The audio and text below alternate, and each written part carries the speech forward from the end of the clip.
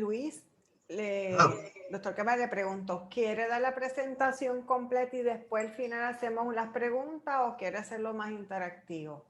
no, a mí me gusta hacerlo más interactivo porque después se pierde el contexto en el que está la pregunta. Ok, para tenerlo en Así que, consideración con la doctora Martínez, que también está aquí. Yo creo que próximamente ya yo creo que podemos comenzar, tenemos la participación, así que, doctora Martínez, vamos a comenzar ya. Ok, pues bueno, buenos días a todos y a todas por estar aquí en el 9º taller de crías digitales. Vamos a tener al doctor Luis Cámara con el taller preparar un cuestionario y como moderadora la doctora Martínez, que es la coordinadora estudiantil de crías. Así que doctora Martínez, le damos comienzo a la actividad con usted. Muchas gracias, Oveida. Bueno, yo quería agradecerle al doctor Cámara que ha accedido a darnos el taller sobre la construcción de cuestionarios, que es una destreza súper importante para todas las investigaciones, y estoy segura que este taller va a ser útil tanto para estudiantes como profesores, y por eso le agradezco muchísimo que haya sacado este tiempo, ¿no?, para preparar el taller y para darnos el taller hoy. Y nada, yo creo que cuanto antes empecemos, Graciela, si quieres puedes empezar con la bio del profesor. Buenos días a todos, claro que sí, bienvenidos. El doctor Luis Raúl Cámara Fuertes es catedrático en el Departamento de Ciencia Política de la Facultad de Ciencias Sociales en el recinto de Río Piedras de la Universidad de Puerto Rico. Completó su grado doctoral en Ciencia Política en la Universidad de Michigan, Ann Arbor. Su concentración principal es en la política americana. Como concentraciones secundarias, estudió política comparada y metodología. Sus áreas de enseñanza e investigación son las técnicas de investigación sociopolítica, política de Estados Unidos, participación electoral, ideología política. Es autor de 2 libros. Uno de ellos es La ideología de los legisladores puertorriqueños, The Phenomenon of Puerto Rican Voting. Entre sus artículos se encuentran Eating Disorders Symptomatology, Prevalence Among Latino College Freshman Students, The Value Priorities of the Political Elites, a Test of the Postmaterialist Thesis in the Puerto Rican Legislature. Lo que es igual no es ventaja, senadores, representantes y bicameralismo en Puerto Rico. Pues es un placer para nosotros tener al doctor Cámara con nosotros, así que doctor, bienvenido y gracias por estar aquí. muchas gracias, Graciela y Cristina.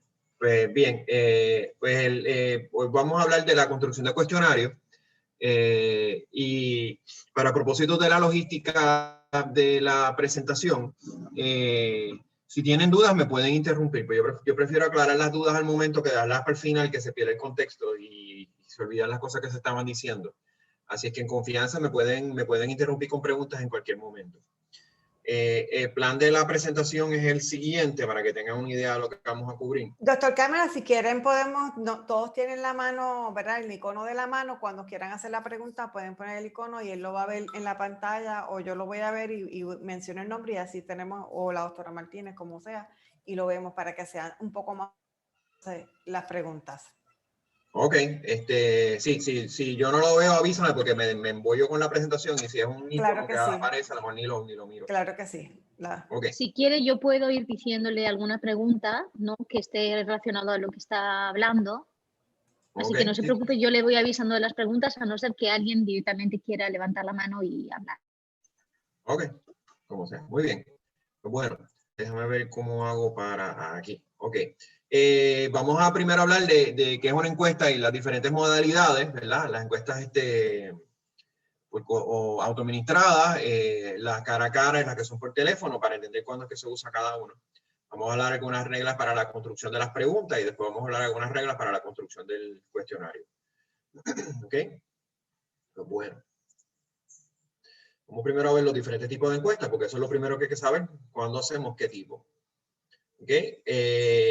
Importante entender que la encuesta es una manera de recoger datos y que se basa en un cuestionario estandarizado. Y eso es fundamental. ¿Qué significa que sea un cuestionario estandarizado? Significa que se le van a hacer exactamente las mismas preguntas a todo el mundo. Y que la idea es que todo el mundo las entienda de la misma manera. ¿Ok? Y vamos a ver un poquito más adelante cómo logramos eso. Y la encuesta es una técnica deductiva ¿Qué quiere decir eso? Eso quiere decir que uno primero empieza con el problema de investigación, genera las hipótesis, y entonces a partir de eso, entonces uno hace las preguntas. Contrario, por ejemplo, a otras técnicas que pueden ser más inductivas. Así que uno hace el cuestionario cuando uno ya tiene bien claro el problema de investigación, cuando uno tiene la teoría y sobre todo cuando uno tiene las hipótesis, porque la idea del cuestionario es hacer unas preguntas que nos contesten esas hipótesis. ¿Ok? Es una técnica que tiene alta validez externa, que significa que con una buena muestra se pueden extrapolar muy bien los resultados, y es una técnica eminentemente cuantitativa. ¿Okay? Ventajas de las encuestas, y voy a tratar de pasar esto más rápido para entrar más en el detalle de la encuesta como tal, porque son muy buenas para describir y estudiar poblaciones grandes, y manejan bien muchos casos, ¿verdad? Uno va atado con lo otro. La estandarización permite que todo el mundo entienda la pregunta de la misma manera, y eso lo que hace es que permite bien extrapolar los resultados a la población general. ¿Y a qué me refiero con extrapolar los resultados a la población general? Miren, cuando vemos las encuestas del Nuevo Día, por ejemplo, para predecir las elecciones, el Nuevo Día entrevista alrededor de 1.000 personas. No me acuerdo si son 1.000 o 1.500 personas. Pero sin embargo, el Nuevo Día no habla de 1.500 personas. El Nuevo Día dice los puertorriqueños o las puertorriqueñas. O sea, extrapolar es que podemos de esa muestra hablar de toda la población. ¿Okay? Y eso viene por la estandarización y la muestra. Es flexible en el sentido de que uno puede preguntar diferentes cosas en una misma encuesta. ¿Okay? Desventaja, pues que la estandarización evita que haya mucha profundidad, porque pues, tenemos que hacer la pregunta pensando siempre en la persona con menos habilidad para contestarla. Siempre le digo a mis estudiantes, o sea, que cuando estamos pensando en una encuesta en la población general, tenemos que pensar en una persona mayor que a lo mejor lo que tiene es un segundo o tercer grado de escolaridad. No podemos pensar en gente como los estudiantes, ¿verdad? Que están en universidad y son jóvenes y tienen la mente sharp. Es inflexible, por el otro lado, en el sentido de que una vez le empieza, pues ya no se le van a hacer cambios, porque si no rompen la regla de la estandarización. Pues, suele ser una técnica cara, sobre todo cuando bregamos con muchos casos. ¿Okay? Y es mejor midiendo la manera de pensar que el comportamiento. Y hay toda una literatura de ejemplos de gente que dice una cosa y hace otra, pero se puede usar para los dos. ¿Okay? Pues bueno, vamos a empezar como tal. Hay 3 tipos de encuestas: la autoadministrada, la cara a cara y la telefónica. Vamos a empezar con las autoadministradas. ¿Okay? Las encuestas autoadministradas son aquellas en que el entrevistado responde la encuesta sin la intervención del investigador, ¿verdad? Y que puede ser por correo, internet o presenciales. Fundamentalmente, ¿verdad? Hoy en día las encuestas que recibimos por internet o sea, ya por correo es muy poco lo que se hace. Y las encuestas por internet tienden a ser autoadministradas. Eso, o sea, ¿qué quiere decir eso? Eso quiere decir que viene una invitación, a ti te interesa, le das clic y te van apareciendo las preguntas y tú las vas contestando y no hay nadie leyéndote las preguntas. Así que uno lo hace solo. ¿Okay? Por eso es que es autoadministrado. Una de las ventajas fundamentales de la autoadministrada es que es bien barata. Suele ser bastante barata. Y son de las 3, es la mejor encuesta para tratar temas difíciles o como llamo pachosos, ¿verdad? Por ejemplo, si tú quieres hacer una encuesta sobre el uso de la marihuana, ¿verdad? Ahora que está todo eso de la legalización de la marihuana medicinal y tú quieres encuestar sobre la legalización de la marihuana, pues no todo el mundo se siente cómodo diciéndole a alguien en la cara que usa marihuana. Así que una autoadministrada pues es mejor para eso, porque la persona se lo está diciendo en un screen de una computadora o a un papel. Lo mismo, por ejemplo, conducta sexual o conducta ilícita. Así que esas cosas que a la gente a lo mejor le da pacho decírselos a alguien, pues es mejor las autoadministradas. ¿Okay? Algunas desventajas que tienen una tasa de respuesta baja, porque no hay nadie ahí poniéndote presión de que la conteste.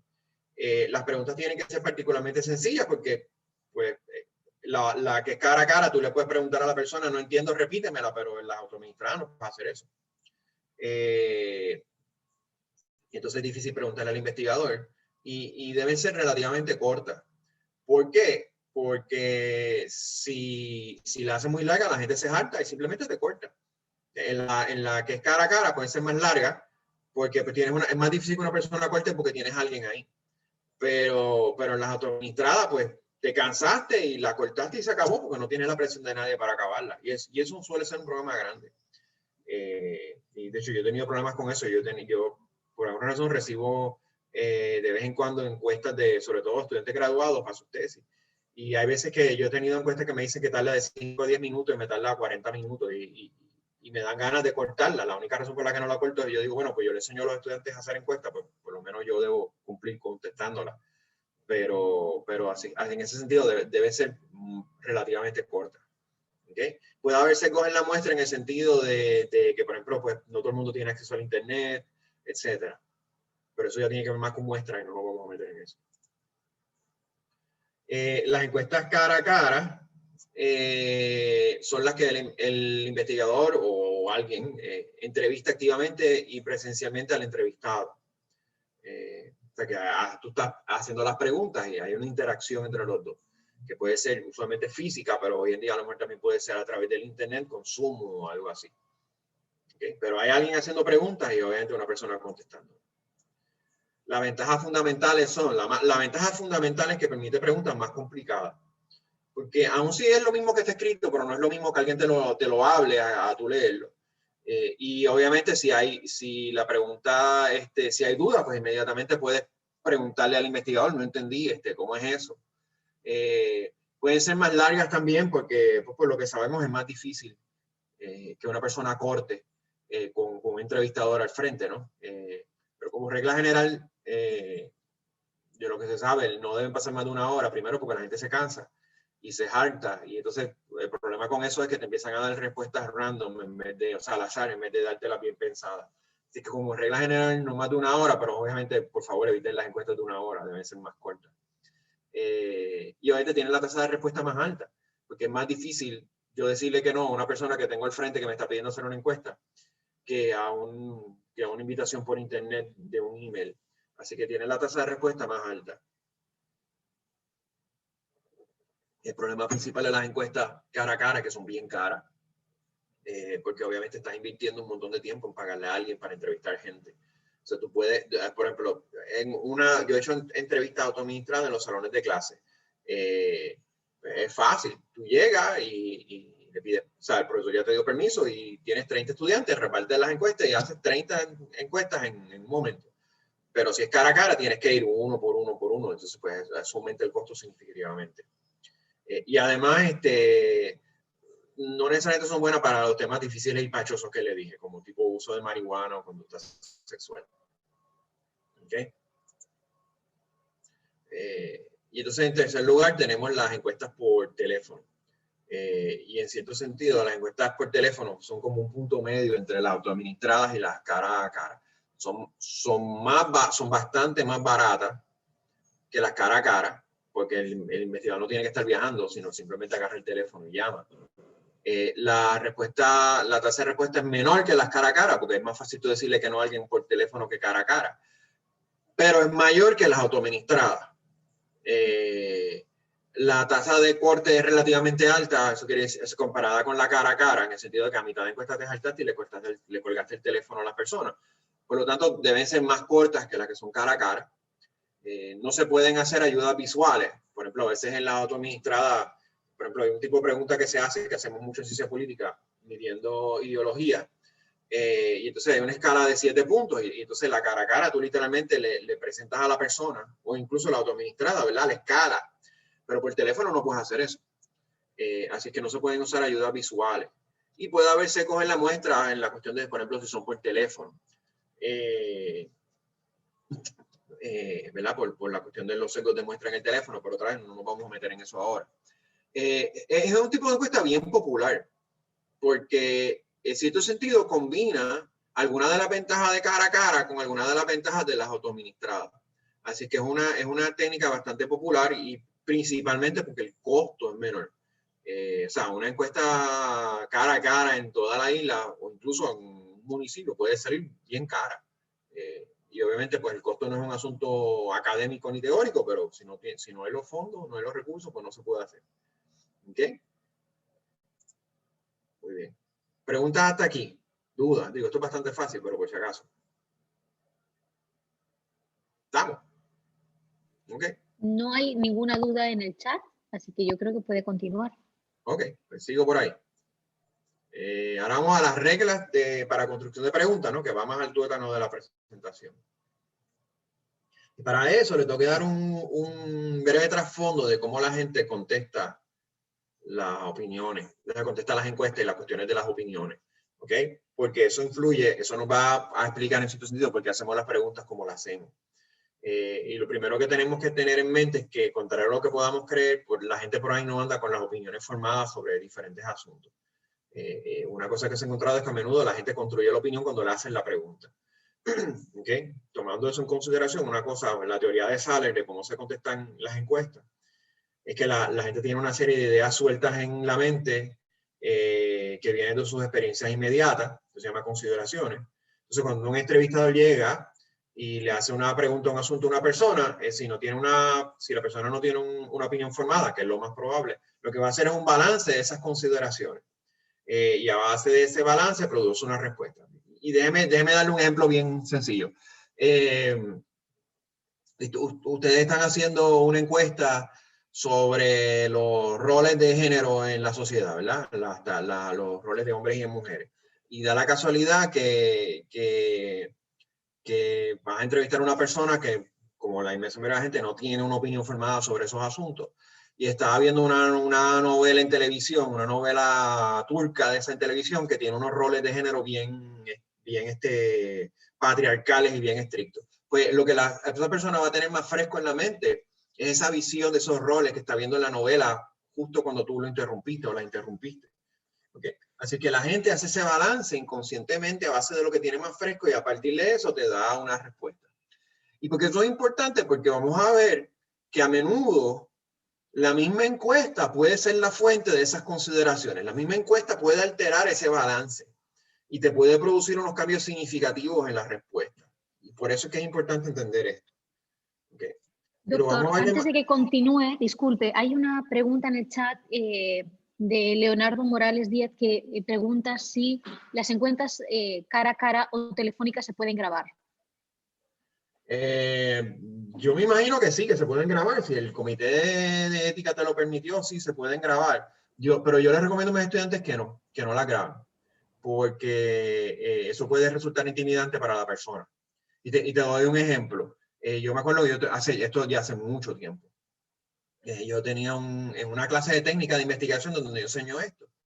Cuando estaba hablando de eso mismo, había un estudiante que era homosexual y nos contó de que habían alguien del departamento de sociología estaba haciendo una encuesta con estudiantes homosexuales y entonces eran preguntas bien detalladas de su comportamiento sexual y eran no solamente cara a cara, sino que había una cámara de video grabando. Y el estudiante nos dijo, mira, yo mentí en un montón de cosas porque me sentía bien incómodo, no solamente porque se lo estaba diciendo un extraño, ¿verdad? Porque es una cosa bien íntima, sino porque me estaban grabando y yo no sabía dónde iba a parar esa grabación. Así que él mintió en un montón de preguntas, un montón de respuestas. Así que como regla general yo sugeriría que no se graben Doctor Camari, si lo va a hacer, tiene que haber un consentimiento por escrito de la persona a la que se está entrevistando. Sí, la persona obviamente lo va a saber, tiene que haber un consentimiento y lo tiene que haber aprobado el comité de ética. Okay. Pero como regla general yo no lo recomiendo. Yo le digo a los estudiantes que cuando me preguntan de eso, que no la graben, que hagan su ejercicio y escriban. ¿Ok? Pues vamos a, espero que esté contestada la pregunta, si no, pues me dejan saber. Lo que les expliqué de Saller lo vamos a ver gráficamente aquí, ¿verdad? Tenemos a la encuestadora preguntándole al señor Cerebro aquí, ¿verdad? Y hace la pregunta. Entonces, es de un tema que esa persona no le ha dado mucha cabeza, no lo ha pensado, no tiene una opinión formada, como le dije, como ocurre en la inmensa mayoría de las ocasiones, con la inmensa mayoría de los issues. La persona piensa sobre el asunto y hace un balance entre las diferentes ideas que le vienen a la cabeza. Y esto es un proceso informal que toma, o sea, un segundo, ¿verdad? Y entonces, a partir de ese balance, da una respuesta. Y vamos a ver el ejemplo de eso, de cómo las preguntas influyen en eso ahorita. Pero precisamente para que puedan entender eso, pues es que doy esto. Ok. Así que vamos ahora a las reglas de construcción de preguntas. La regla más importante para la construcción de preguntas es usar lenguaje sencillo y sin complicaciones. Y esto parece sencillo, pero no lo es. Porque la mayoría de los que hacemos encuestas somos gente con educación universitaria y entonces pues no, a veces nos gusta complicarnos la vida. Así que tenemos que hacer las encuestas con un lenguaje bien sencillo, bien plain. Cuando se escriben, obviamente, porque usualmente aún si está cara a cara, pues hay una encuesta escrita que le estamos leyendo a la persona. Y como ustedes saben, el español escrito y el español hablado son un poco distintos, igual que todos los idiomas. Y como regla general, o sea, se debe escribir como se habla, para que sea más informal, porque después de todo ustedes se lo van a estar leyendo a la persona. Así que el lenguaje sencillo, bien plain, como se habla. ¿Ok? En segundo lugar, usar conceptos comunes a los componentes de la muestra. ¿Qué significa eso? Pues el nivel de dificultad de las preguntas, los conceptos que se usan en la pregunta se tienen que ajustar al público que se está haciendo. Entonces, si yo estoy haciendo una encuesta con los médicos de Puerto Rico sobre por qué se van de Puerto Rico, pues yo le puedo hacer preguntas bien detalladas sobre los planes médicos que a una persona común y corriente no entenderían, porque ellos lo van a entender porque bregan con eso. Pero yo no puedo ponerme a hacerle preguntas complicadas de planes médicos a las personas común y corriente porque no lo van a entender. Entonces, ¿cuál es el problema con eso? Si la gente nos dijera, pues no entiendo, pues chévere. Pero una cosa que sabemos es que a la gente no le gusta decir que no entienden y a la gente no le gusta decir que no saben, porque le da pacho. O sea, aquí hay una persona haciéndome preguntas y caramba, yo no voy a quedar como un ignorante. Y entonces el problema es que la gente te contesta algo que obviamente no tiene absolutamente ningún significado, pero te lo contestan para no decirte que no saben. Entonces, al fin y al cabo, sin tú saberlo, esa encuesta no sirve. ¿Okay? Así que, por lo tanto, estas dos están bien ligadas, ¿no? Usar conceptos comunes al tipo de personas que estamos entrevistando. ¿Okay? Y otra vez, pues eso nos lleva a que, dependiendo de la población que estamos entrevistando, pues el lenguaje que podemos utilizar. ¿Ok? Ok, tercero, los conceptos plásticos que pueden tener múltiples significados, se les debe proveer una definición. Por ejemplo, esta es una pregunta bastante común en las encuestas, sobre todo de sociología, ¿verdad? ¿De cuántas personas se compone su familia? Pues el problema es que la definición de familia para mí no necesariamente es la misma que la de Cristina y no necesariamente es la misma que la de Graciola. Y las menciono a ellas dos porque tengo ellas dos ahí en la pantalla. Porque a lo mejor Cristina piensa que familia es la gente que vive inmediatamente con uno y a lo mejor Graciela piensa que incluye también los padres y familiares que aunque no viven con uno son parte de la familia. Por lo tanto es un concepto plástico, un concepto que para diferentes personas puede significar cosas muy distintas. ¿Qué es lo que hacemos entonces? No es que nos vayamos a preguntar eso, pero entonces tenemos que definir eso en la pregunta. Y entonces la manera correcta de hacer esa pregunta sería ¿de cuántas personas se compone su familia? Por familia me refiero a su cónyuge, hijos y padre. Y otra vez, esa definición es esa ahí que puse ahí. Puede ser otra cosa. A veces o sea, una definición bastante común en los encuestas sobre familia. La gente que vive con usted, que está relacionada con usted. O sea, si alguien me viene aquí a encuestar, pues en ese caso, en esa definición, familia sería pues mi esposa y mis hijos. Pero antes de yo tener hijos, que éramos solamente mi esposo y yo, pues hubiéramos sido mi esposo y yo. Y si es más para atrás antes, cuando yo era soltero, pues hubiera sido yo solo. O sea, que la definición puede variar, eso no es ningún problema, según lo que uno quiera sacar. Lo importante es que uno tiene que definirlo. Porque si no lo va a definir la persona, y el problema es que cada persona lo va a definir de manera distinta. ¿Ok?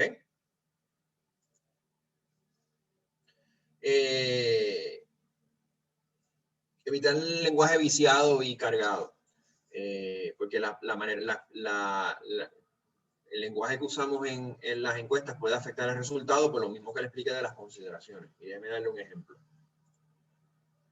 Esto es una pregunta bien vieja, ¿verdad? Pero yo siempre la dejo porque me ha venido muy bien. De una encuesta del Nuevo Día que salió más o menos para cuando yo regresé a Puerto Rico, eso fue como para el 95.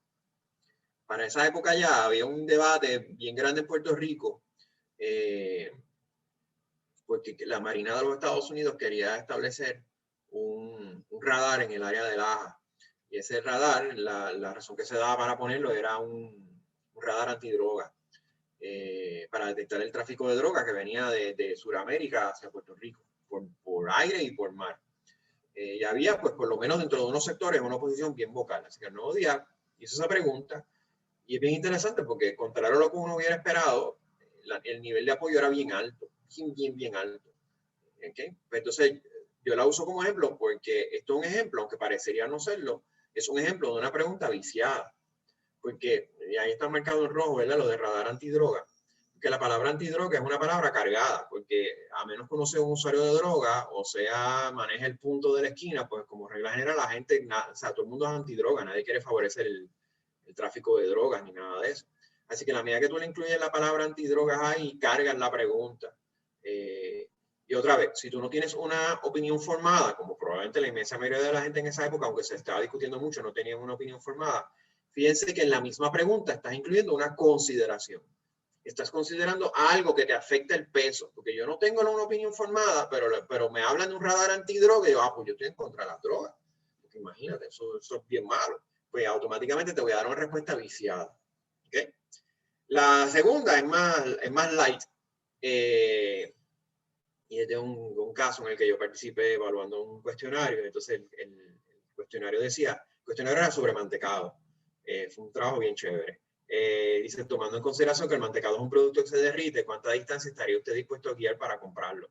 Y fíjese que ahí le están metiendo una cuña bien fuerte a la persona, porque le está diciendo que evalúe el tiempo que uno estaría dispuesto a guiar para buscar mantecado. Y fíjense, tiene dos preguntas. Lo primero es, ¿cuán a menudo verdaderamente cuando tú vas a salir a comprar mantecado, tú te sientas a ponderar cuánta distancia yo estoy dispuesto a guiar para buscar mantecado? Probablemente la inmensa mayoría de la gente, digo, yo no sé, yo no hago eso. Y en segundo lugar, le estás diciendo que acuérdate que el mantecado se derrite. Obviamente todos sabemos que el mantecado se derrite, pero a lo mejor eso no es lo que tú tienes en la mente cuando lo vas a comprar.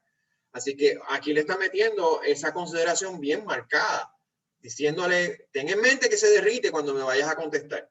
Por lo cual, esa pregunta está bien viciada en la dirección de que la gente dé una distancia relativamente corta. De hecho, era la línea en que la querían los que hicieron el cuestionario. ¿Okay? Así que tenemos dos ejemplos. Acuérdense lo que hablamos de las consideraciones, por eso es que es importante, ¿verdad? Que las consideraciones son el balance de ideas que tenemos en la mente, ideas frescas que nos ayudan a formar una opinión.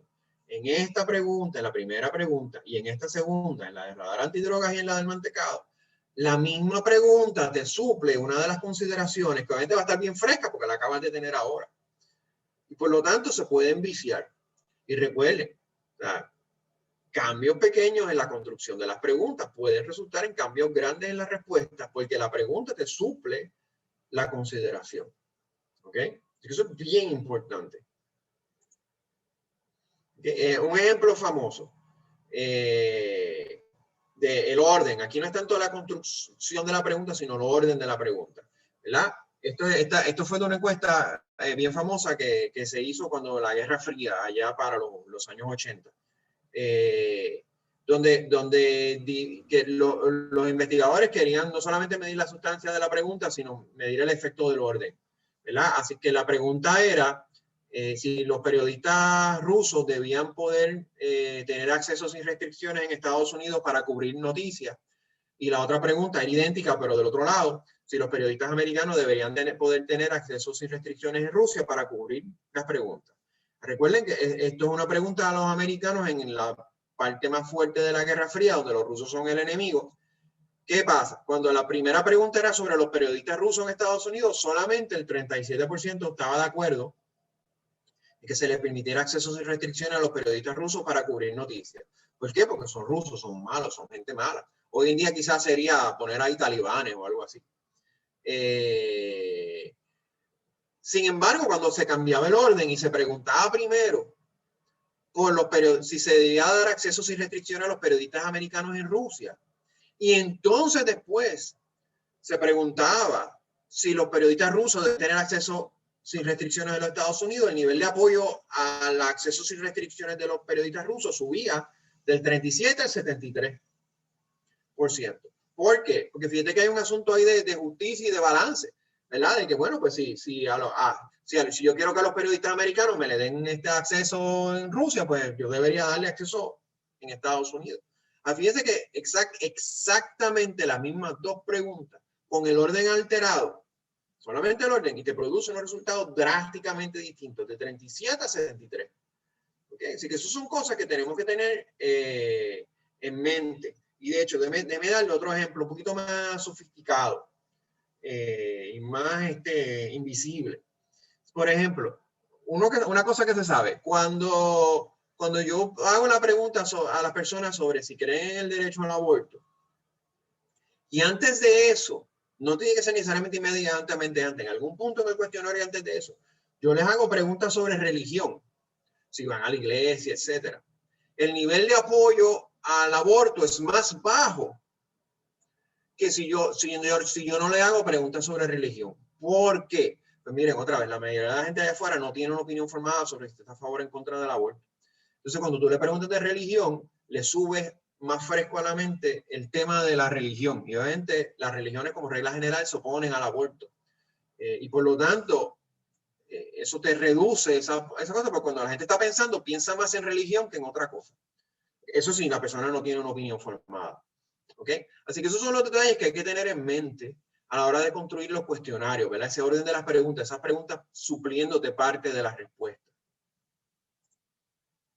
¿Ok? Una manera de resolver esto es con las preguntas que te presentan los dos lados de la moneda, porque entonces le suplen las consideraciones de los dos lados. Lo importante es que las consideraciones de los dos lados deben estar balanceadas, ¿verdad?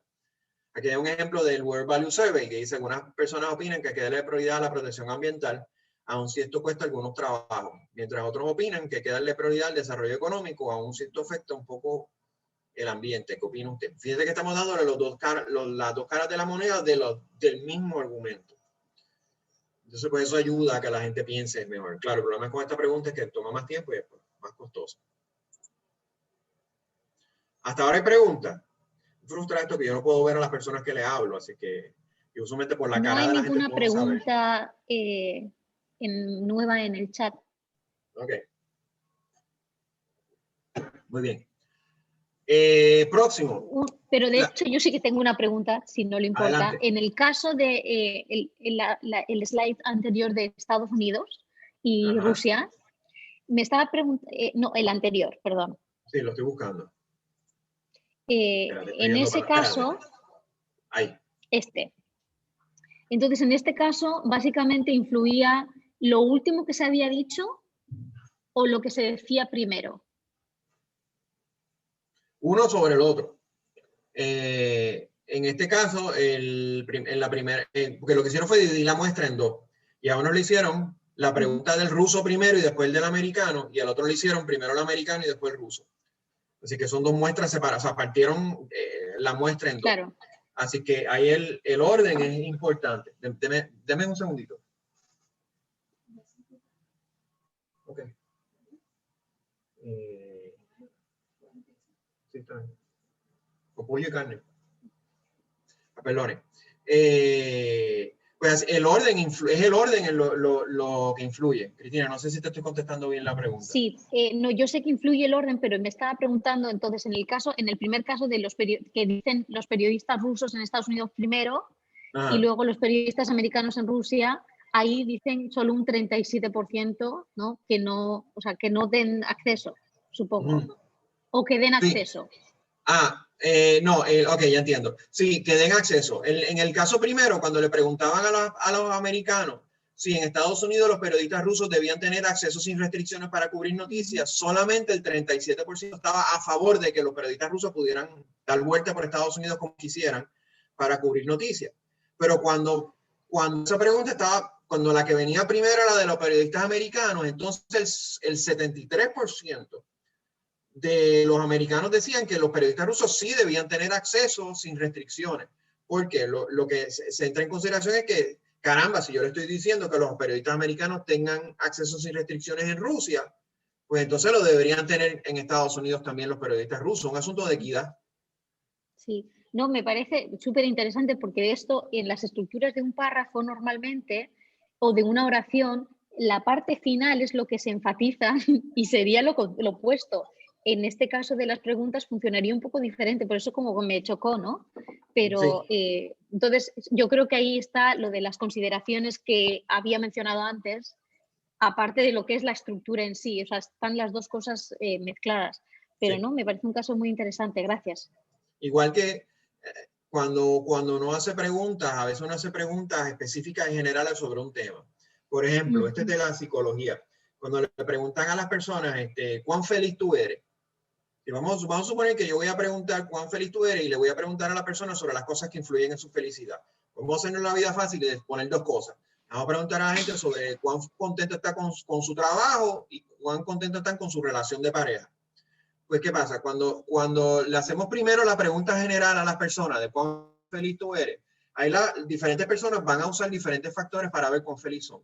Pero cuando ponemos las preguntas específicas primero, cuando primero le preguntamos a la persona cuán feliz eres con tu trabajo, y después le preguntamos cuán feliz eres con tu pareja, y entonces le preguntamos cuán feliz eres en la vida, lo que se sabe es que la inmensa mayoría de la gente va a ver cuán feliz es en la vida a base del trabajo y de su relación con una pareja.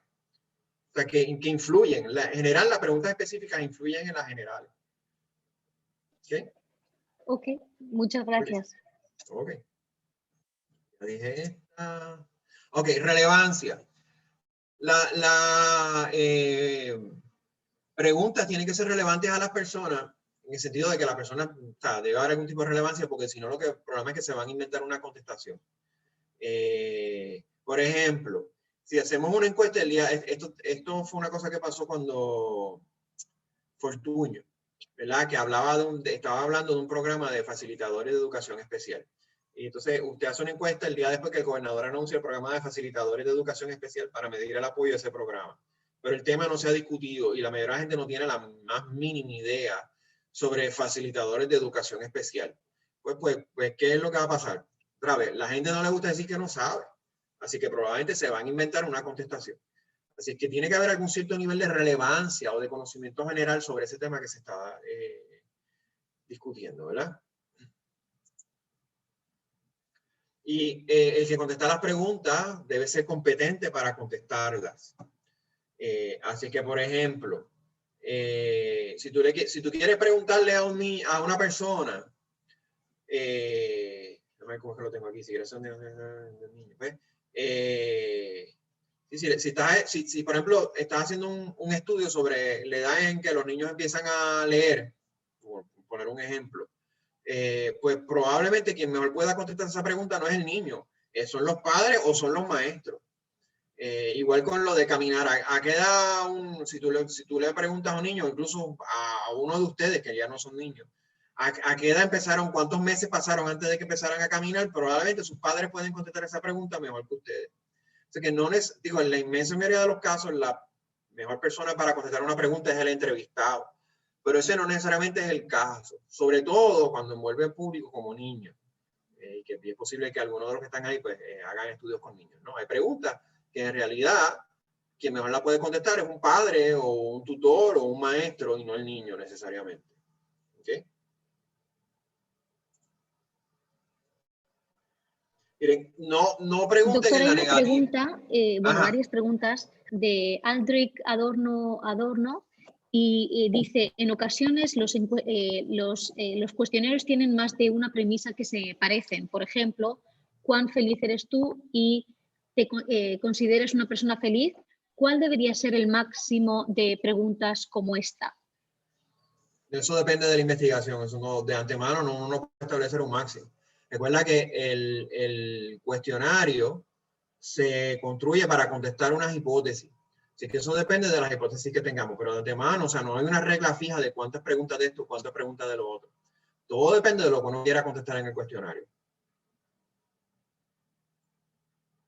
¿Había otra más?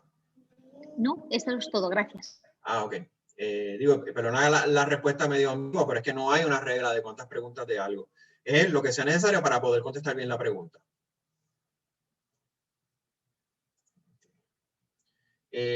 Ok, pues estaba diciendo que no, tengo que subir arriba. No hagan preguntas en la negativa. Como regla general, eso no es un no, o sea, un no bien grande.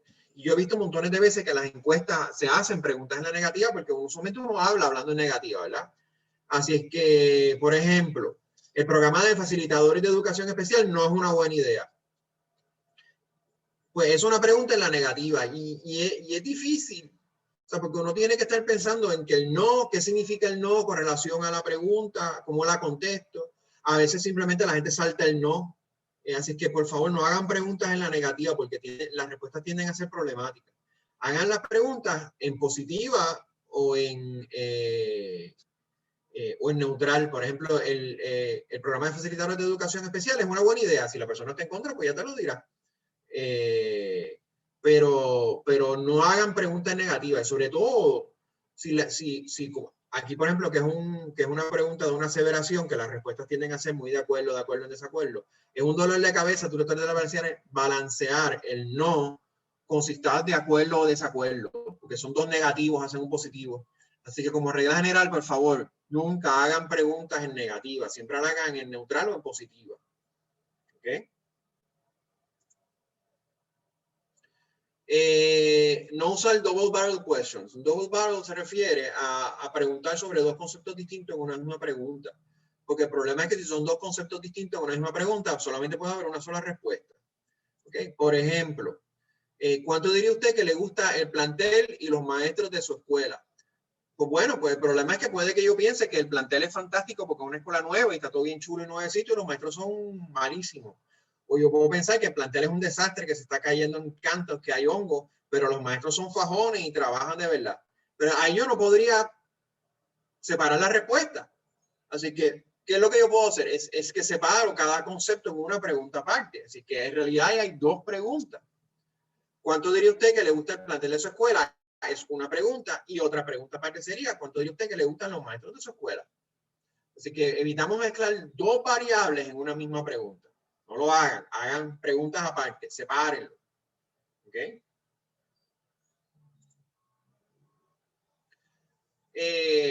Midan intensidad, que por el mismo costo de dirección tienen intensidad. Por ejemplo, vamos a ir con el tema de los maestros en la escuela. Pues, una manera estándar de preguntar podría ser, si te gustan los maestros de tu escuela, pues sí o no, pero ok, eso nos dice mucha información, no dice si te gustan o no. Pero por el mismo costo puedes medir la intensidad de la opinión. Por ejemplo, en vez de preguntar si te gustan los maestros de tu escuela o no, podrías preguntar cuánto diría usted que le gustan los maestros de su escuela. Mucho, regular, poco o nada. Y ahí tienes intensidad. Que te provee mucha más información porque te provee la dirección de la respuesta y la intensidad de la respuesta. Y aquí les voy a dar algunos ejemplos de cómo medimos intensidad. Lo podemos usar midiendo escalas numéricas. Le hablé de este ejemplo al principio de la presentación. ¿Okay? A continuación le presento una escala de 7 puntos, donde el 7 es el extremo liberal, el 4 el centro, el 7 el extremo conservador y los otros puntos intermedios.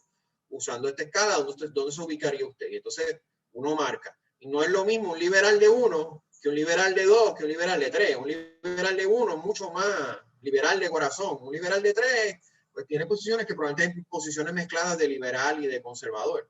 Y lo mismo para el lado conservador. O sea que aquí medimos dirección, pero también medimos intensidad. La escala Likert, muy de acuerdo, en desacuerdo, muy en desacuerdo, o mucho, regular, poco, nada. Excelente, bueno, regular o malo. Lo importante es cuando medimos intensidad que esté balanceado. ¿Ok? Por ejemplo, evitar en una escala Likert poner excelente, muy bueno, bueno y malo. Porque ahí hay 3 para el lado positivo y 1 para el lado negativo.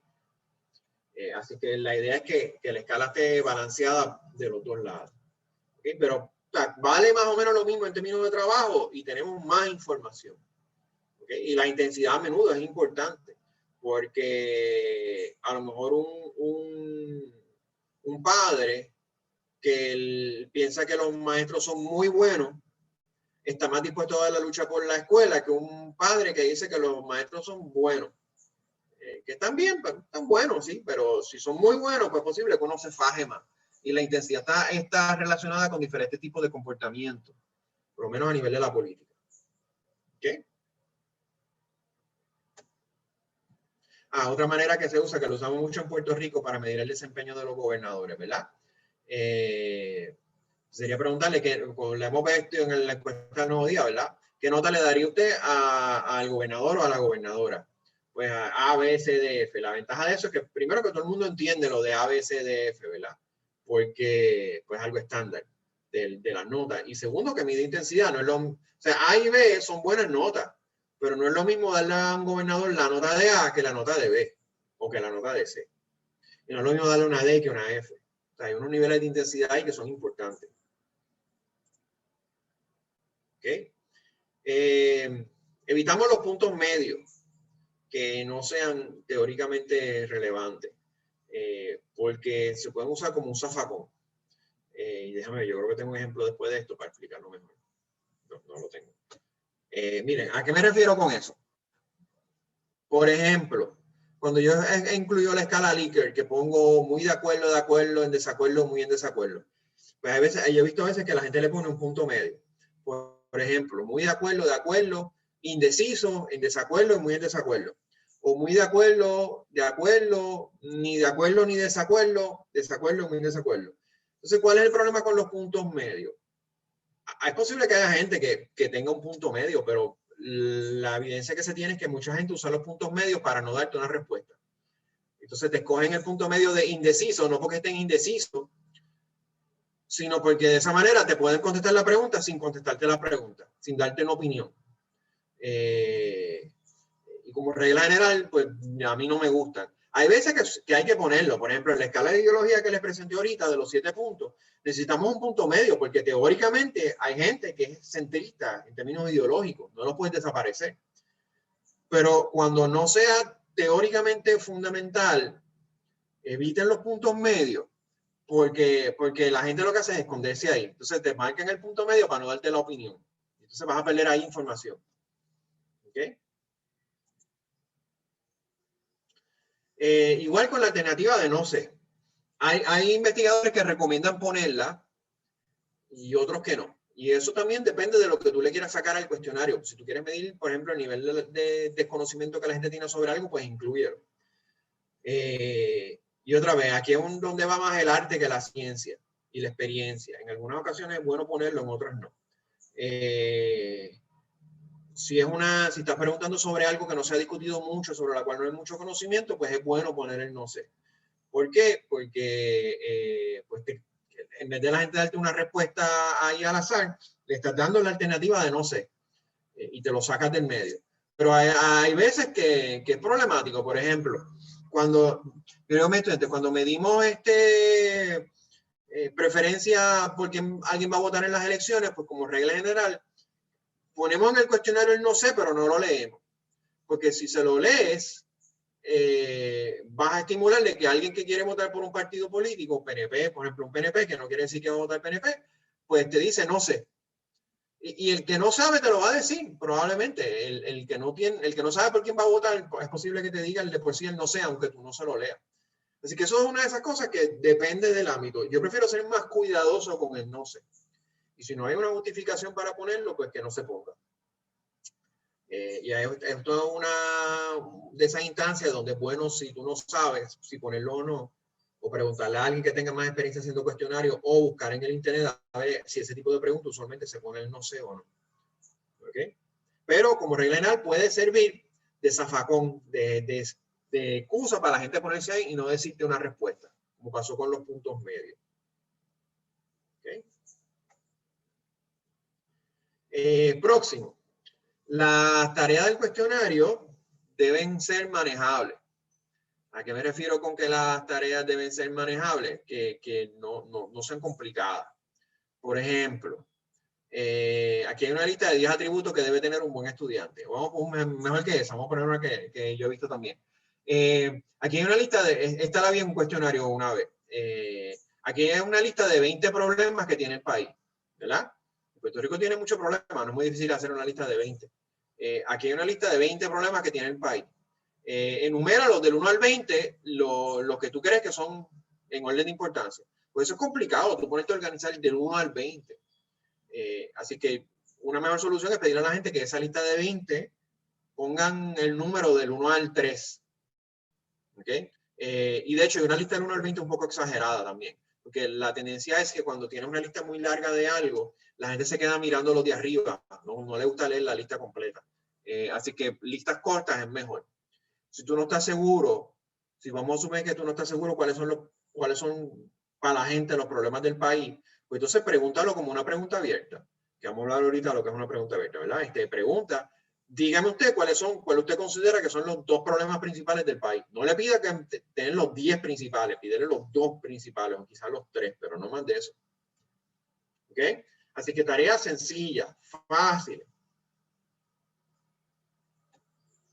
Okay. Hasta aquí son las reglas de la construcción de las preguntas. ¿Hay alguna duda o pregunta sobre algo de cómo se construyen las preguntas? ¿Alguien tiene alguna pregunta? No hay ninguna pregunta más en el chat de momento. Ok. Bueno, seguimos con el cuestionario. Está muy callado, la voy a poner por el chat. Yo no sé si aquí permiten también hacerla verbal, pero me la pueden hacer verbal, a mí me da igual. Porque así por lo menos hay algún tipo de interacción. Pero está muy callado. Solamente me hacen más preguntas. Ok, pues la introducción. Miren, la introducción al cuestionario debe ser corta. Lo fundamental que debe estar en la introducción a un cuestionario debe ser el saludo. Buenas tardes, buenos días, hola. La identificación del entrevistador. Mi nombre es Luis Cámara. Siempre se tienen que identificar. El entrevistador siempre se debe identificar. El propósito del estudio no tiene que ser muy específico. En el día de hoy estamos haciendo una encuesta para medir el nivel de apoyo a los diferentes partidos políticos en las elecciones o para medir la opinión pública sobre las elecciones. Deben decirle quién es el estudio, ¿verdad? Pues un estudio de la Universidad de Puerto Rico, recinto de Río Piedra. Deben decir si es anónimo o confidencial. Y recuerden que anónimo no es lo mismo que confidencial. Anónimo quiere decir que nadie puede trazar el nombre del que responde al cuestionario. Confidencial es que sí se puede hacer, pero tú le prometes a la persona que tú no lo vas a decir. ¿Ok? En mi línea de trabajo yo prefiero los cuestionarios anónimos. Y como regla general se prefieren los cuestionarios anónimos. La gente se siente más cómoda contestando y te evitas problemas más abajo. Pero sea lo que sea, se lo tienes que decir a la persona. Tienes que decirle a la persona que tanto el participar como el cuestionario, como las preguntas son voluntarias. Eso es bien importante, que tienes que hablarle de la voluntariedad. Y tienes que decir un tiempo aproximado, y ese tiempo aproximado tiene que ser realista. Otra vez, yo les mencioné ahorita el ejemplo, y la cosa es que a mí me ha pasado varias veces que me llegan encuestas por internet y me dicen, probablemente para cogerme y hacerla, que dura 5 minutos y después dura media hora, y eso no es ético. Así que ustedes deben saber el tiempo aproximado, y al final de la presentación yo les voy a enseñar cómo es que uno calcula el tiempo. ¿Ok? Doctor, hay 2 preguntas nuevas en el chat. No sé si igual las quiere contestar antes de continuar. Una es, dale. la hace Jimmy Sale Collado, perdón. ¿Hay consideraciones éticas sobre cuándo se debe dar la opción de no sé o prefiere no responder? Por ejemplo, no sé o prefiere no responder como opciones, ¿no? Yo nunca he visto eso como un asunto ético.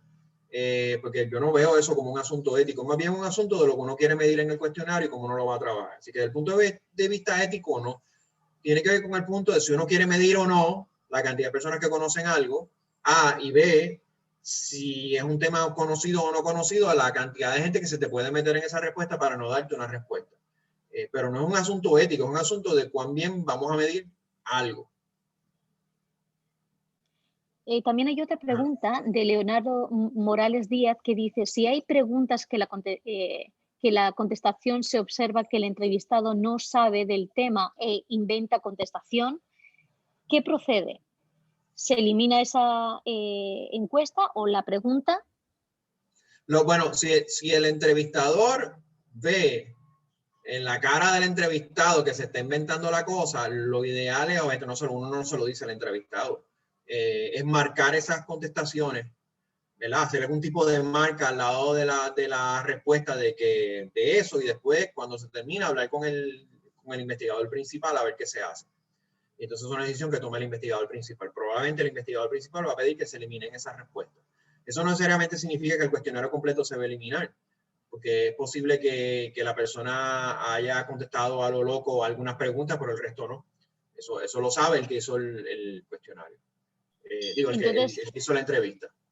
Se está refiriendo a que se eliminarían solo algunas de esas respuestas, no todas las respuestas de esa persona, supongo. Sí, eso es correcto. Y te voy a dar un ejemplo parecido. Yo una vez encuesté a un muchacho en Detroit, en la clase, yo hice mi doctorado en la Universidad de Michigan y una de las clases que cogíamos era un estudio que se hacía en la ciudad de Detroit. Y entrevisté a este muchacho, tenía que tener 18 o 20 años, ¿no? Hace mucho tiempo de eso. Y era un tipo que no le gustaba la política y estaba metido en otras cosas. Y entonces yo empiezo a entrevistarlo y al ratito aparecen los padres y se sientan con él. Yo le dije a él, dice, claro que la idea era entrevistarlo él solo. Dije, no, que se pueden quedar. Y entonces cuando empecé a preguntarle sobre política, la parte de preguntas políticas, él me decía, yo no sé. Y entonces los papás le decían, no, tú eres demócrata, pon ahí que tú eres demócrata. Y no, pon tú eso. Entonces yo marqué esas preguntas y cuando regresé de vuelta a Ana, pues le dije al supervisor del estudio, mira, esto fue lo que pasó. Y yo no sé fingado que hicieron, pero probablemente esas preguntas en particular las quitaron, pero todo lo demás no, porque las demás preguntas él las contestó y estaba solo. Así que no hay que echar a la basura un cuestionario completo por eso. ¿Okay? Están también preguntando, Nilda Rodríguez pregunta, ¿cuál es la cantidad de preguntas recomendadas? No, eso no hay una respuesta. Todo depende de lo que uno le quiera sacar al cuestionario. Teniendo en mente que como regla general, en un cuestionario cara a cara, que pueden ser los más largos, no debe pasar de 1 hora, y que los autoadministrados y los por teléfono deben ser relativamente cortos. Y relativamente cortos es que no deben tomar más de 10 minutos, 15 como mucho, porque si no la gente los deja. Así es que yo no te puedo decir un número específico de preguntas, yo te puedo decir que como regla general, mientras más corto un cuestionario, mejor. Pero dentro de eso pues hay que medir unas cosas. Así que, pero no hay una regla de número de preguntas específicas, es la regla más bien por el tiempo. ¿Ok? ¿Alguna otra o alguna duda sobre la respuesta que yo di? No hay ninguna otra pregunta, pero yo me gustaría añadir a lo que está diciendo una pregunta más. En caso de que necesitemos, por ejemplo, hacer un seguimiento de... es un cuestionario que se hace seguimiento, se hace, por ejemplo, una serie de preguntas primero y a las mismas personas se les vuelve a contestar, que es como que un segundo favor, ¿no? Entonces, ahí, por ejemplo, ¿hay también un tiempo específico? O sea, supongo que también será si es cara a cara 1 hora o 10 minutos más o menos si es algo telefónico, por ejemplo. Si no sé si, Sí, si es el mismo tipo de tiempo. Sí, el mismo tipo de tiempo, porque si hay seguimiento no, eso es irrelevante. Es el mismo tiempo, porque tú lo que quieres evitar son dos cosas. Tú quieres evitar, sobre todo en las telefónicas y en la autoadministrada, de que la persona corte y no lo termine o no lo haga. Y en las que son cara a cara, que la persona se canse y te empieza a dar respuestas al azar, simplemente para salir del paso. Pero si después se va el seguimiento o no, eso no tiene que ver, eso es otra cosa. Claro. Hay una pregunta más de Jasmine Sánchez que pregunta, ¿cómo aseguramos anonimicidad en la creación de una encuesta en Google Form, por ejemplo? Bueno, es que Google Form te permite una respuesta anónima porque tú recibes, o sea, Google Form lo llena a alguien y cuando te lo manda, lo que te entra en la pantalla de Excel donde se están almacenando los datos son las respuestas, no te dice quién lo contesta. Así que, de hecho, habría que tomar acción proactiva para que no sea anonimato, de preguntarle el nombre a la persona, porque como default, por lo menos cuando yo lo he hecho, y yo he hecho otra encuesta por Google Forms, no aparece el nombre de la persona ni ninguna cosa que los identifique. Así que como estándar es anónimo. Y de hecho funciona muy bien, un buen instrumento. ¿Hay alguna otra pregunta? No, de momento no hay ninguna pregunta más. Ok. Pues miren, esto es un ejemplo de una introducción cortita, ¿verdad? Mi nombre es Luis Raúl Cámara. En el día de hoy estamos haciendo un estudio sobre calidad en las escuelas públicas de este pueblo. Es un estudio de la Facultad de Educación de la Universidad Metropolitana. Me acuerdo porque esto fue un taller que yo di en Lumet. El cuestionario es anónimo. Su participación en este estudio es voluntaria y puede contestar solo las preguntas que desee. El cuestionario toma unos 15 minutos. Ahora, Sipsi te manda a poner una que yo honestamente encuentro que es una exageración, pero una hoja larguísima con un montón de cosas, de riesgos y beneficios y esto y lo otro, y eso hay que cumplir con eso. Y eso debe ir después de esa introducción. ¿Ok? Y las personas la tienen que leer y tienen que dar su consentimiento informado para poder continuar. Sipsi te permite la opción, sobre todo para las encuestas, de saltar esa versión larga de la hoja, porque por ejemplo, si tú estás haciendo encuestas en la casa, si tú estás yendo a casa, pues tú no le vas a dar a la persona un longaniza así de larga de cosas para leer, de riesgo. Entonces, si lo que te dice es que tú le das a la persona una dirección web, que la persona después va y la lea. O sea que hay maneras de darle la vuelta a tener una parte bien larga de lo de Sipsi de consentimiento informado, pero siempre debe estar una información fundamental. ¿Ok?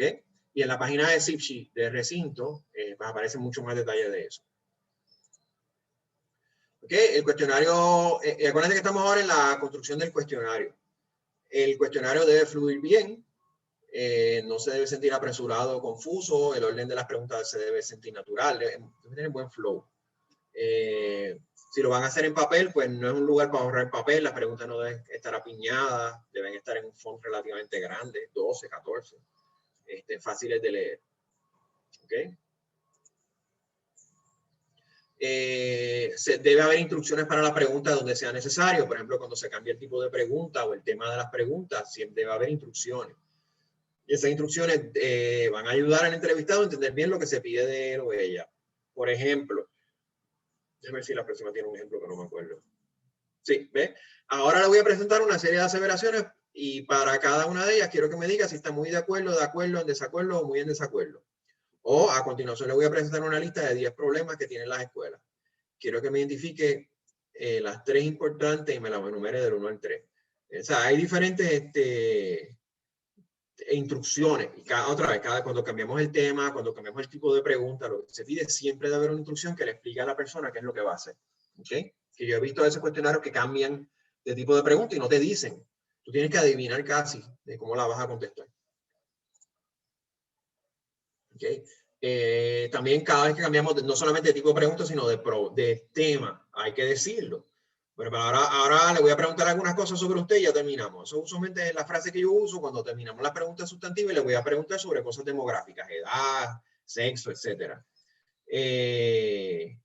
O por ejemplo, ahora vamos a pasar a otro tema. En esta parte le quiero preguntar sobre sus opiniones del sistema de enseñanza pública del país. O sea, cada vez que tú cambias de tema, tienes que decírselo a la persona para que la persona cambie el mindset de lo que estaba contestando antes a lo que va a contestar ahora. ¿Okay? Y eso ayuda en el flow del cuestionario porque fíjese que es bien weird o extraño que te estén preguntando de una cosa y de momento de la nada te estén preguntando de otra cosa totalmente distinta. Así que adviértele a la persona que vas a cambiar el tema. ¿Okay? Las instrucciones que se le dan al entrevistador o al entrevistado en términos de cómo contestar algo deben estar en mayúscula y en bold. ¿Ok? Para distinguirla del texto de la pregunta. ¿Ok? Y ahora adelante le voy a presentar un ejemplo. Aquí está con los filtros, y ahorita viro para atrás. Miren, esto es un ejemplo, ¿ves? Pasar a la próxima pregunta o salta a la pregunta 9. ¿Ves que está en mayúscula y en bold? Y la idea es separarla visualmente de la contestación sustantiva de sí y no. Ahora, para atrás. Filtro. Usamos los filtros para mover al entrevistado entre diferentes preguntas. Y la idea es no preguntar cosas que no sean relevantes o ahorrar tiempo. Por ejemplo, si yo quiero preguntar sobre reciclaje, ¿verdad? Pues debería haber una pregunta de filtro porque mucha gente como yo no reciclamos la basura. Yo no la reciclo no porque no soy ambientalista, sino porque en esta parte de Trujillo Alto no hay un programa de reciclaje. Pues a mí pues, no vale la pena que me hagas todo un montón de preguntas sobre reciclaje porque como regla general yo no reciclo la basura. Así que a la pregunta, ¿usted recicla su basura? Yo contestaría que no y me salta más abajo y me evita todas estas preguntas. Porque si no, tendría que estarme preguntando qué desperdicio usted recicla, botella de plástico, no aplica. ¿Qué opinión de la reciclaje, y no te la voy a poder contestar. Así que usen los filtros, ¿ok? Otro ejemplo que yo uso a las personas, o sea, si tú vas a preguntar sobre el embarazo, cómo una mujer pasó un embarazo, pues entonces obviamente es un filtro para sacar a los hombres de esas preguntas, porque los hombres al día de hoy no quedamos embarazados. Ahora, si es sobre la experiencia del embarazo para la pareja, entonces sí. Doctor, hay alguna otra pregunta ahora en el chat y uno es de Jasmine Sánchez, la persona que le hizo la pregunta sobre el Google Forms, y dice: recientemente completé un formulario o encuesta en Google Forms y vi que aquí en su intro de ejemplo, que es voluntario, pero a veces, como me pasó en la encuesta recientemente, hay preguntas que uno no desea contestar, pero el formulario no permite que uno siga sin contestarla. Me imagino que cuando uno crea una encuesta digital hay que estar pendiente de permitir que las personas pasen a otra pregunta sin problema, pero ¿cómo se hace? ¿Cómo? ¿Y cuáles son las implicaciones? Gracias. Ok. Se supone que no haya en un cuestionario, no haya preguntas que son obligadas para contestar. Esas cosas obligadas a contestar usualmente cuando un formulario, por ejemplo, para inscribirse para participar en este seminario, pues probablemente te requerían pues, poner el email y poner el nombre. Ahí sí se puede poner como requisito. Pero en las encuestas tipo opinión pública, como lo que estamos discutiendo, no se supone que haya. Y es una muy buena pregunta porque a mí me ha tocado eso. A mí me han mandado cuestionarios. Yo recibo como cada 2 meses un cuestionario, usualmente de algún estudiante graduado. Y por eso me gusta dar esta presentación, porque entonces no saben hacer encuestas. Y uno de los errores que cometen es que te ponen un montón de preguntas con el asterisco de que es obligada. Y eso no es ético, eso viola el principio de que yo consienta. Así es que, como regla general, no lo hagan, punto. No pongan preguntas obligadas. Y de hecho, tú no tienes que hacer el Google Forms. Para hacerla obligada tienes que hacer algo. Así que si tú no haces nada, automáticamente no es obligada. Pero no debe ser. O sea, tú debes tener el completo derecho de saltar una pregunta y no contestarla. Porque no es ético. Eso viola todas las reglas de CIFSI de que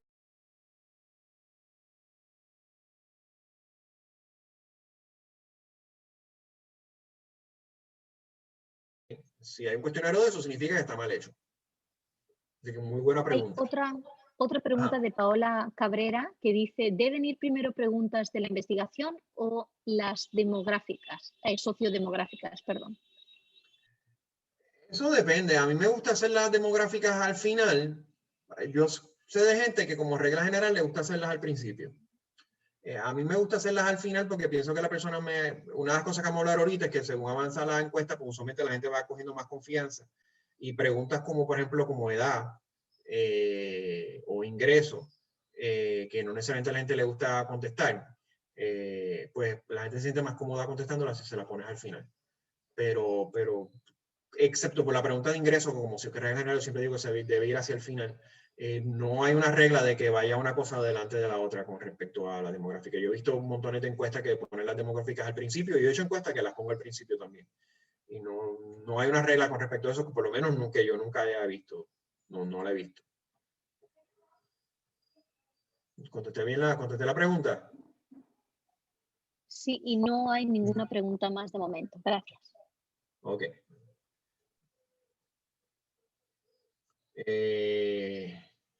Entonces, cuando construyan la respuesta, las preguntas deben estar debajo de la pregunta, deben ser en una columna hacia abajo. Nunca pongan 2 filas de respuesta. Eso confunde. Deben estar un poco indentadas, deben corresponder al formato de la pregunta, tienen que estar enumeradas y tener un espacio para marcarse. Simplemente yo se lo explico mejor visualmente, ¿verdad? Esto es un ejemplo de las respuestas. Fíjense que la respuesta es una sola columna. Ups, espérate. Es una sola pregunta. Están indentadas. Esto es asumiendo que lo van a hacer en papel, pero en muchas instancias igual electrónico. La idea de intentarle separarla, que la gente no se confunda entre preguntas y respuestas. Debe tener número, y ahora explico por qué. Debe haber un espacio para marcar la preferencia. ¿Por qué le ponemos número? Y otra vez, y esto es fundamentalmente para las encuestas en papel. Este problema no es en las electrónicas, porque cuando la gente marca electrónica, automáticamente la computadora lo entra como un número. Pero, por ejemplo, si alguien contestando en papel y marca periódico, ¿verdad? Que de peligro usted recicle y marca periódico, y no le pongo un número, yo tengo que ponerme a contar 1, 2, 3 para saber que esa es la pregunta número 3. Porque cuando entre el dato, yo no voy a entrar periódico, yo voy a entrar un número. Porque los programas de análisis estadístico no te pueden analizar periódico, te van a analizar el número 3. Así que en la medida que tú le pongas un número al frente, te evita errores con respecto a eso. ¿Okay? Así que siempre pónganle número. Pongan espacio suficiente entre las respuestas, pero queden muy apiñadas. Con relación a las preguntas, la deben identificar y yo siempre le pongo una letra al principio del número para no confundirlas con el número de la respuesta. Porque yo usualmente uso la P de pregunta o la V de variable, P7, P8, P9. ¿Okay? Son trucos que le van a evitar muchos problemas.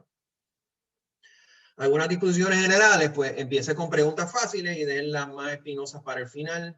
Así se ganan la confianza del entrevistado antes de llegar a ella. Y si el entrevistado se molesta y no la quiere contestar, pues y se va, pues por lo menos tienes una parte del cuestionario lleno. La pregunta de ingreso es la más problemática de todas, porque a la gente como regla general no le gusta decir cuánto ganan. Así es que se ponen hacia el final. Tampoco es bueno ponerla como la última pregunta, pero de las últimas. Y se ponen en categorías relativamente amplias de ingreso para que la gente se sienta relativamente cómoda contestándola. ¿Ok? En un lado había, pero no la puse, la pregunta, miren, la pregunta de edad como regla general, hay mucha gente que la pregunta en grupo y a mí no me gusta. Pregúntenle edad por la edad, pregunten cuántos años usted tiene y un espacio para que la gente marque o escriba su edad. ¿Por qué? Porque hay muchas pruebas estadísticas que se usan la edad y son relaciones curvilíneas y así se pueden usar funciones logarítmicas o cuadráticas. Mientras que si lo pones en grupo está frito, no puedes usar un montón de técnicas estadísticas. Así que no pregunten la edad en grupo. El ingreso sí, por la cuestión de que a la gente no le gusta decir el ingreso, pero en términos de edad, pregunten la edad directo. ¿Cuál es su edad? Espacio, años, que la gente te conteste. ¿Okay? Ahora, una vez terminaron el cuestionario, hay que someterlo a prueba, porque los cuestionarios, o sea, hay que someterlo a prueba, porque se nos van errores y cosas. Así que, ¿cómo hacemos eso y cómo lo hacemos? Pues miren, usamos una muestra por disponibilidad que se parezca a la que vamos a usar y que no la vayamos a entrevistar después. Se mide el tiempo que toma el cuestionario y se identifican las preguntas y respuestas problemáticas para corregirlas. Y entonces se corrigen. Y ahí es que uno sabe en esa prueba cuánto en realidad toma el tiempo de un cuestionario. Es imposible saber cuánto tiempo toma un cuestionario hasta que se prueba. Pues se corrige, se pone el tiempo y entonces ya pueden salir a hacer el cuestionario. ¿Ok? Bueno, pregunta en general, duda. Hay una pregunta más en el chat de Janet Gutiérrez Rodríguez que dice: tengo dudas del alcance de encuestas por internet por el eco de que no todos tienen acceso al mismo, lo que podría llevar a inclusión de solo ciertos sectores sociales. Sí, o sea, es más un concern que una pregunta, ¿no? Sí, pero es una preocupación muy válida. El problema con las encuestas por internet, obviamente cada vez más hay una mayor proporción de la población que maneja el internet. Mi papá se la pasaba metido en internet todo el tiempo, y mi papá, o sea, tenía 80 y pico de años, y lo manejaba súper bien. Pero obviamente hay un sesgo por edad, la gente joven usa más el internet que la gente más mayor. Hay un sesgo socioeconómico, la gente con más recursos económicos usa más el internet porque tiene más acceso al internet, tiene computadora, internet, pero es una persona pobre. Eso se va eliminando con el tiempo porque el internet se va haciendo más general y hoy en día casi todo el mundo tiene una cosa de esta, ¿verdad? Que puede contestarlo aquí. Así que ese sesgo se va eliminando, pero todavía queda. Pero, por ejemplo, es menos un problema si tú lo estás haciendo con estudiantes de la universidad donde todo el mundo tiene acceso al internet. Es más problemático cuando lo haces con la población general, sí, ahí tienes razón. ¿Alguna pregunta adicional? ¿Duda? Doctor Cámara, tengo una pregunta y es cuando, no sé si es la modalidad, he visto muchos cuestionarios que hacen que en una sola inciso hacen como 3 preguntas corridas, aunque son relacionadas al mismo tema, pero te las hacen corridas y te ponen entonces varias contestaciones. ¿Qué efectividad tiene eso a la hora de recopilar los datos? Pues supone que cada ítem lo midas por separado. Yo no entendí muy bien cómo es que va, pero cada pregunta debe estar por separado. O sea, pregunta con su respuesta, pregunta con su respuesta, pregunta con su respuesta. O sea que no debes hacer varias preguntas a la vez. Exacto, que el estudiante no debe hacer una pregunta muy extensa, es decir, pues varias preguntas en una misma inciso. No, eso no. Sencillito, al punto y que no pregunte más de una cosa por pregunta, ¿no? Exacto, eso es a lo que me refería. Okay. Sí, no, eso no se puede hacer. Arturo Montalvo tiene una pregunta y se recomienda algún recurso con protocolos para ejecutar encuestas por llamadas. ¿Qué sistemas recomienda para construir encuestas autodictadas? Bueno, yo no soy muy tecnológicamente inclinado, pero a mí, por ejemplo, las autoadministradas se me hace muy fácil hacerlas por Google Forms y las he hecho por Google Forms. Por teléfono, uno las puede tener en papel y las llenando según la va contestando, o las puede tener el mismo Google Form en la pantalla y mientras uno está hablando con la persona, la va llenando y así te evitas el problema de entrar el dato. Y estoy seguro que hay muchos otros sistemas que son muy útiles para eso y precisamente en estos días estamos sometiendo una propuesta con la Universidad de Michigan para establecer una infraestructura de investigación para trabajar esas cosas. Así que, pero cada vez más hay más programas allá afuera, probablemente muchos de los cuales yo no conozco. Pero hasta ahora a mí Google Forms me ha resuelto bastante bien. Jasmine Sánchez también tiene otra pregunta que dice, ¿hay alguna consideración especial cuando se hace una encuesta bilingüe o plurilingüe? Tan importante en Puerto Rico. Eso lo incluyo yo. Bueno, sí, se supone, o sea, el idioma es algo muy sutil y entonces es posible que una pregunta que tú la construyas en español y quieras también hacer una versión en inglés para la gente que habla inglés, tienes que hacer lo que se llama validación, que tienes que asegurarte que esa pregunta mida exactamente lo mismo en español que en inglés. Y eso usualmente, una manera de hacerlo es que tú le haces esas preguntas a las personas y le preguntas.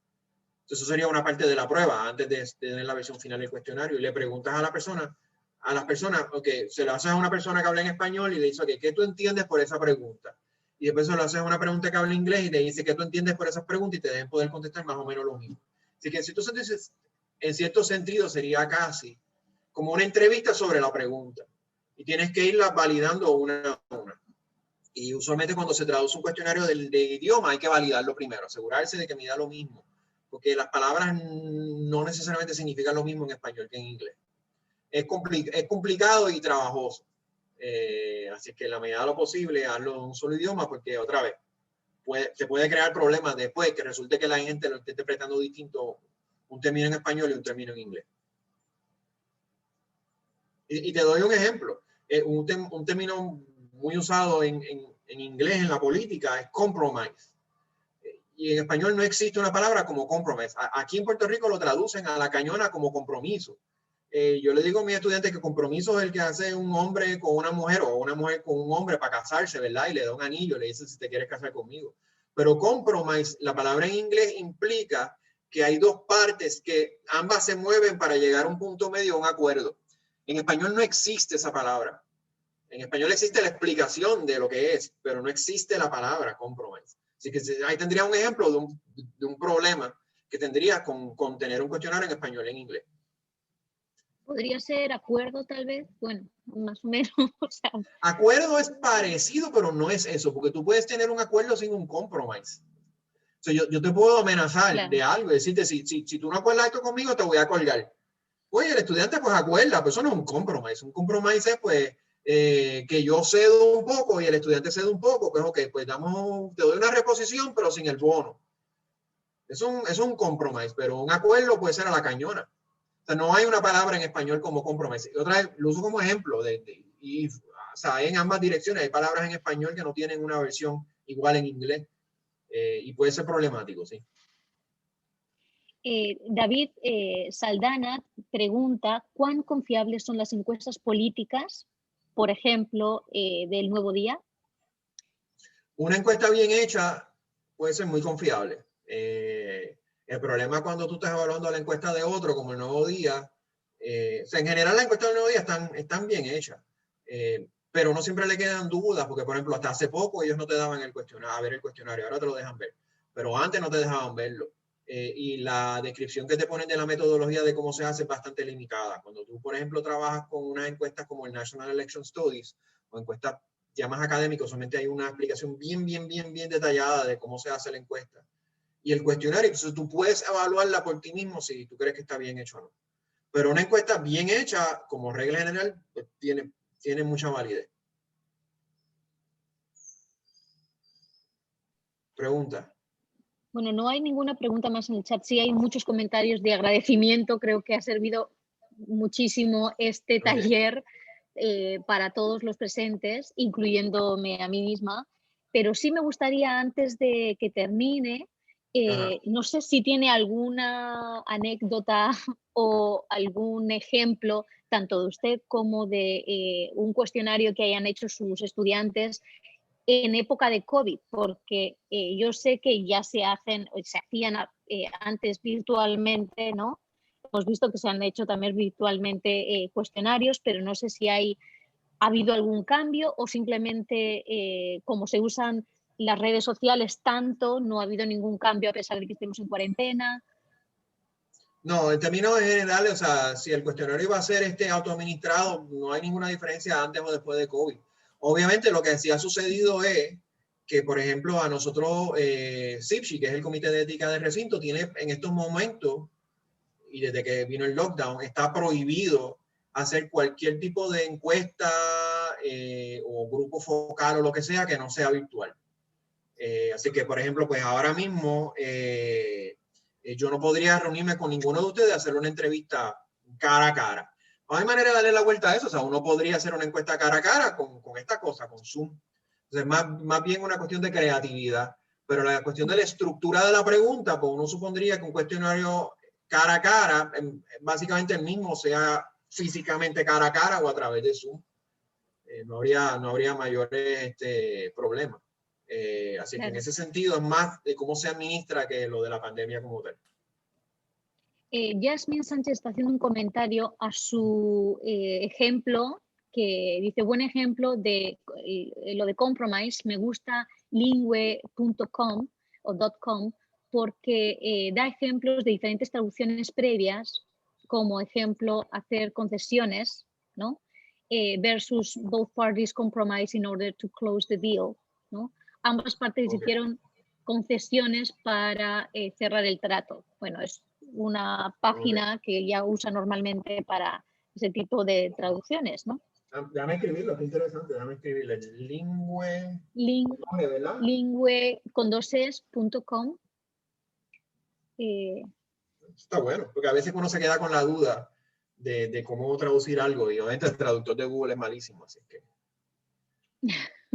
Hay, bueno, aparte de agradecimientos, otro tipo de comentarios, también Janet Gutiérrez habla de privacidad y confidencialidad utilizando medios como Zoom. Se definirán futuramente, ¿no? Supongo que... Sí, pero CIPSI obliga, y otra, yo creo que es un poco exagerado, pero bueno. CIPSI obliga cuando es una encuesta a través del internet, ya sea autoadministrada o por Zoom o por email, poner una línea explicando que siempre puede haber un pirata cibernético que se robe eso. Yo no creo que haya muchos piratas cibernéticos que les interese robarse las contestaciones de las encuestas de internet, pero puede pasar y CIPSI te obliga a ponerlo en la página de consentimiento. Así que CIPSI entonces ahí ya es como que te guardas un poco las espaldas cuando haces el cuestionario, ¿no? Sí, y hay que ponerlo. Pues bueno. Yo creo que es una exageración, ¿verdad? Pero bueno, pero hay que ponerlo. Por lo menos en Río Piedra hay que ponerlo. No hay ninguna otra pregunta de momento, pero de nuevo están agradeciendo por todas las dudas que ha aclarado. Y yo también le agradezco su tiempo por todo, por el taller también, por toda la información, y creo que ha sido súper útil y va a ser muy útil para futuros proyectos de tanto de los estudiantes como de profesores, de todos los participantes, ¿no? No sé si usted tiene una versión para poder compartir que en el portal de crías de esta presentación y me la puede enviar después y yo la puedo subir o sí en PDF. Porque entonces vamos a subir el video junto al portal, junto con la presentación, por aquel estudiante que se quedó con duda o quiere volverse a referir a la presentación, pues para tener la oportunidad de tenerla en el portal. Ok. Soy acuérdamelo mañana, porque hoy tengo un día bien complicado. Sí, no hay problema. Y probablemente se me va a olvidar. Tú me conoces. Sí, así que mándame mañana un texto acordándomela y yo te la mando por PDF. Claro que sí, claro que sí. Y agradecerle por su tiempo y por separar este tempito, que ha sido un taller bastante educativo para los participantes como para los que hemos estado aquí con usted. Y agradecer siempre, Luis, por decir que sí a aquellas. A la orden. Siempre. Bueno. Siempre un placer. Bueno, pues nada, después yo le mando eso y hay un link que es con mi email que si me quieren escribir después con alguna pregunta en confianza. Claro, y a los participantes que estén pendientes de nuestro portal y a nuestras redes sociales, que siempre estamos anunciando las actividades que vamos a estar dando durante el semestre. Si Graciela puede poner, está ahí la página de nosotros y las redes para que así se conecten y estén al tanto de las actividades que vamos a estar llevando a cabo durante el mes de marzo en adelante. Y desearle buenas tardes y gracias por compartir con nosotros aquí. Muy bien. Gracias. Gracias a todos. Gracias a ti. Adiós. Okay. Bye.